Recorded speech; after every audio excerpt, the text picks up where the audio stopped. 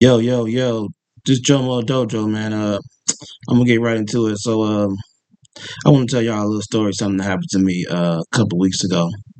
So, I've been trying to start my own little business or whatever, cleaning business or whatever. So, I decided to try to get my feet wet. So, on this group that on like the Ring Camera has a group where they have like they always post this stuff like does anybody need this and need that? So I noticed there was somebody that said they needed a house cleaning, like 9 bedrooms, 3 bathrooms, 6 bathrooms, something like that. So I'm like, oh, that's cool. So I jotted the number down, the person number down, and then he was going back and forth on text. So he had asked me, well, how much would something like that be to do? And I gave him a quote for like $1,500. So he was like, okay, $1,500, cool. So then he was like, yeah, so we can just hook up on Tuesday, on Monday or Tuesday, because I got the plumber coming over too. So plumber, you and the plumber can hook up and exchange keys. So I was like, cool. So everything sounded great, whatever, everything sounded legit. So then he said, I'm gonna pay you now. So I took a picture of the paycheck, $1,500 check, made out to Tom, whatever his name is. The check was the check went right through. 1,000 hit my account. The other five got on hold. But then the guy came back and was like, "Yeah, I'm gonna need you to give me $700 because I gotta pay the plumber, and then tomorrow I cut you another check." I say, "No, I don't do business like that. That don't sound like a business move. That sounds kind of sketchy."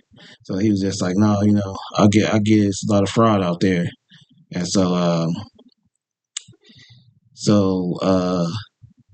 I told him I can't do it because that's not how I run business. So he was like, "Yeah, I understand. Well, I can't do it because I got to pay the plumber." So right then and there, I was like, "Okay, so this guy trying to scam." So I got on the phone with my bank the next day. The bank put a stop on $1,000, the $1,500. The guy was sending me threatening text messages talking about some, if you don't give me back my money, I'll make your life a living hell. And I know you live at, and if this goes to if I return if I turn you into the FBI, this is gonna be your career, and your career is gonna be over. All these threatening stuff or whatever. But it was all part of his little fraud game, or whatever. So I reached out to my bank, let them know that the situation. God gave me this bad check.